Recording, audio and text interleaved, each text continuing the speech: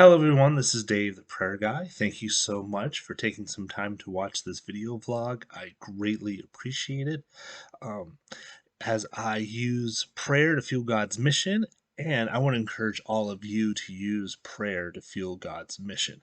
In my previous vlog, I talked about my requests for the new year for 2021.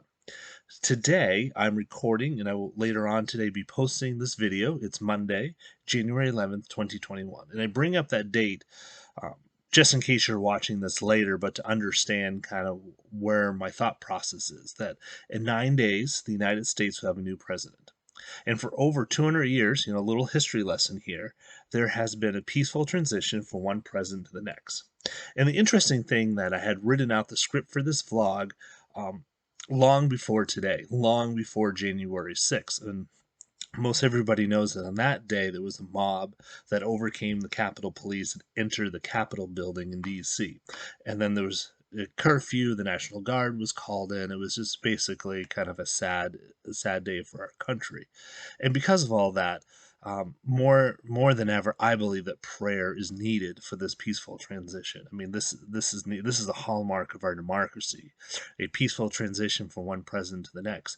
And as Christians, we are called to pray. I mean, Paul writes to Timothy, 1 Timothy 2, about how he's urging us to pray with petition, prayers, intercessions for all people. And he specifically says the king and all those in authority, so we may live peaceful lives.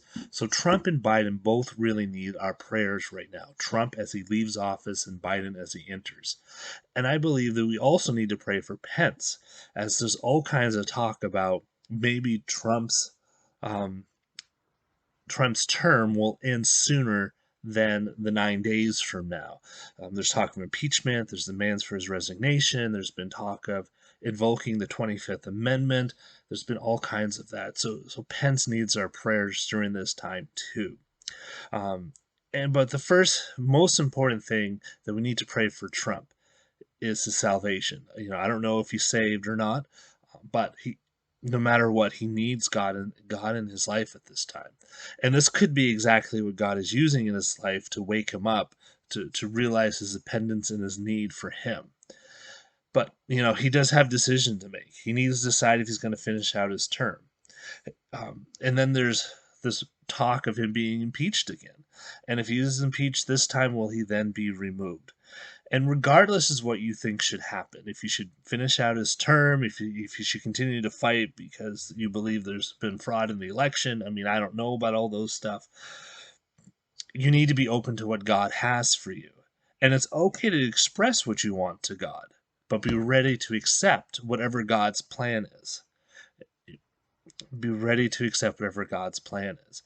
I think about the Psalms, how a lot of them, they're started out with people just pouring out their heart, and it's basically complaints. So go ahead, whatever's on your heart, whatever on your mind, pour it out. And I believe that God is going to change whatever you say to him into a praise to him, because that also happens in many of those psalms. They start out complaining, why God this, why God that, but at the end of it, they're praising him. They're saying how great that he is. And so do that. Get ready that God would change your heart as you express your heart to God. And Biden's going to need wisdom from God.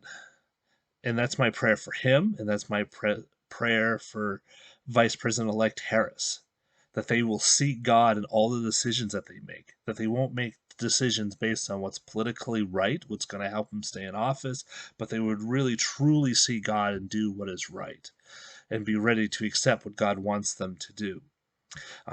They might also need prayers for their salvation. I mean, again, I don't know them personally. I've become convinced that there's only one. I can only be really convinced of one person's salvation, and that's my own.